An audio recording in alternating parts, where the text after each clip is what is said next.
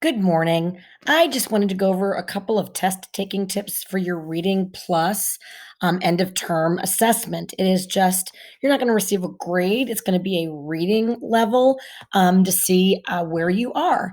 So I want you just to be able to take your time and I want you to feel comfortable as you go through this assessment. So it's broken up into parts, and there's a few things I just wanted to point out, and it's going to say the same thing to you. It's going to give you a little tutorial, but I'm going to say to you, is this a good time? If you don't have at least 45 minutes that you can work through, maybe it's not the best time. Since you don't have a time restraint on this, you don't have to do it at any given class time.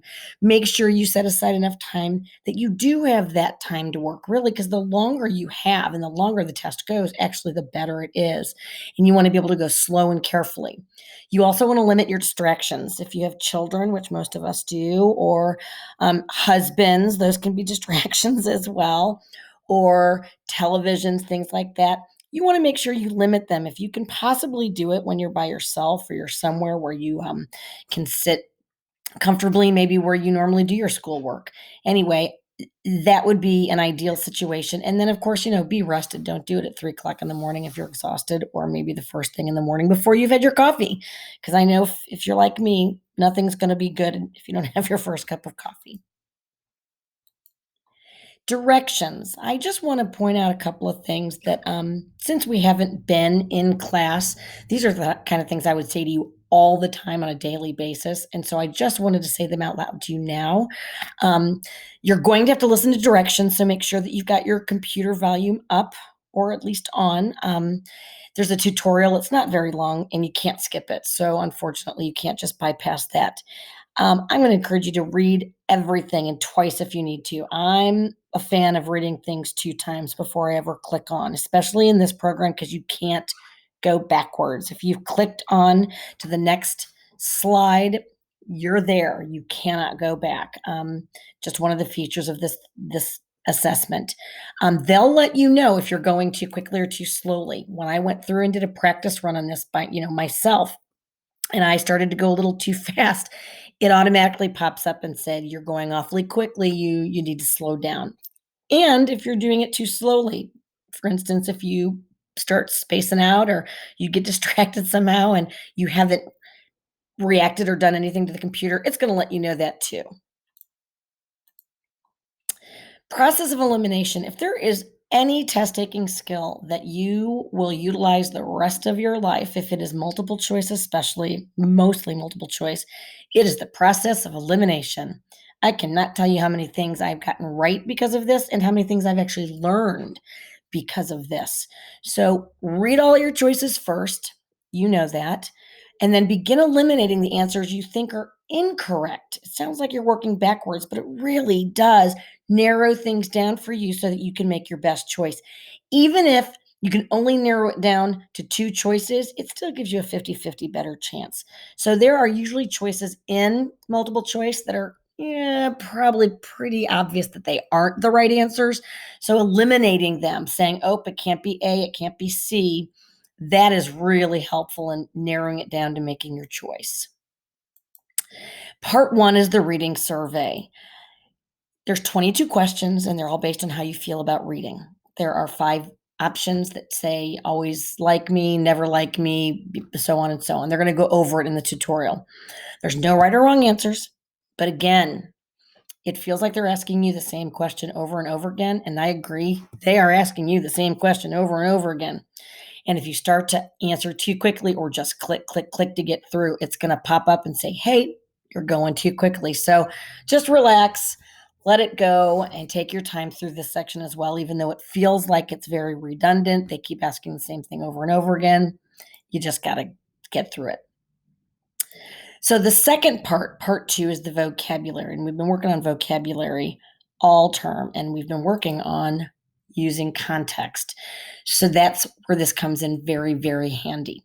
So he was pleased, and I took this directly from the Reading Plus program, by the aggregate production in his factory. I'm here to tell you, I've never heard of the word aggregate until this. And I I don't know. I've never heard it used, but there it is. It's the word that I'm supposed to figure out what it means. So I'm going to look at the sentence and I'm going to start with he was pleased. So all I know is it must be something good. Okay. This must be a good thing happening here because he was pleased. Right there gave me context for definite sure. He was pleased by the aggregate production in his factory. Production that's producing something, and it's a factory. So, wow, he's got a factory that produces something, and he was happy with the aggregate production. So, I'm going to come down to my choices, and I'm going to see reduced. I'm going to think, let me see if I could put that in there. He was pleased by the reduced production in his factory. I'm not thinking that's a good thing. I think reduced means to go down. So I'm going to say, it's not A. So now I'm down to B. He was pleased by the total production in his factory. Now that's sounding pretty good, but I know better than to just stop at B because it sounds good. I'm going to shoot. I'm sorry. I'm not going to rule that one out for sure. It sounds pretty good, but I'm going to keep going to make sure there isn't one that is better. So he was pleased by the individual production in his factory. Well, that just indicates one.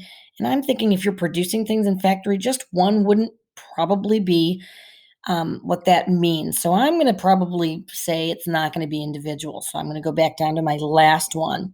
Plausible. He was pleased by the plausible production in his factory. Now, here I'm torn. I happen to know what plausible means, but if I didn't, I'm still going to go through and I'm going to go total and plausible. I'm going to think, well, total really does make sense. He was pleased by the total production, the sum, the whole amount in his factory. So if I don't know and I'm down to two choices, but I do feel like total is a good answer, I'm going to go with B. And I'm going to tell you right now that plausible just means believable. So I know that plausible is not the right answer, but if I didn't know what plausible was, I could still go with total because between those two that I've narrowed it down to, I'm thinking total sounds like it really does make sense. I would be pleased if it was my factory and I had a total production that was good. And then finally, you're going to get to the reading passages. Now, there are several of them. I don't know exactly how many there are. I think it's going to depend on how well you're doing.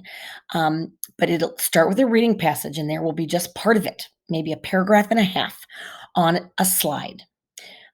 I encourage you read the whole slide and then do not hit your space bar yet. Your space bar is what's going to move you to the next slide. And once you go to the next slide, you cannot go back.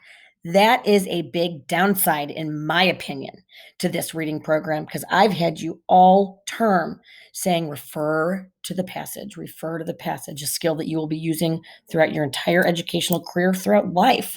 You refer back to things that you've read just to make sure the answer is correct. This doesn't give you that opportunity. So I'm encouraging you, read each little slide at least twice. And you know what? If you feel like you want to take a couple of notes and jot something down on a piece of paper, I'm not going to stop you. Obviously, I'm not there to stop you anyway, but I'm not going to discourage that either since you are not allowed to go back. There are 5 questions when you're done. You'll go through, I think there's 4 slides for each little passage. And then there will be questions. And again, I'm going to encourage you, please, please, please, please read all of your choices first and use that process of elimination. When it asks a question and one of the choices doesn't sound familiar at all, like I don't think they mentioned anything about that in the passage, well, then you can eliminate that one as an opportunity and at least reduce it down to 3 choices. And hopefully you'll be able to reduce it down to where you really have a clear this one sounds good. That sounds accurate. I remember. I looked at my notes. Yeah, I read the slide a couple of times. I think that's the right answer. So you're going to do fine. I just want you to take your time. I wanted to just give this opportunity to you. And a lot of these test taking tips are going to be reiterated when the person talks to you through the beginning of your assessment, and they're going to say all the same things. Make sure you read carefully. Don't go too fast, things like that. They're going to give you kind of the same tips. But I wanted to just take that extra step to make you relax, give you a couple of tools so that when you go into it, you feel better equipped. You're going to do great.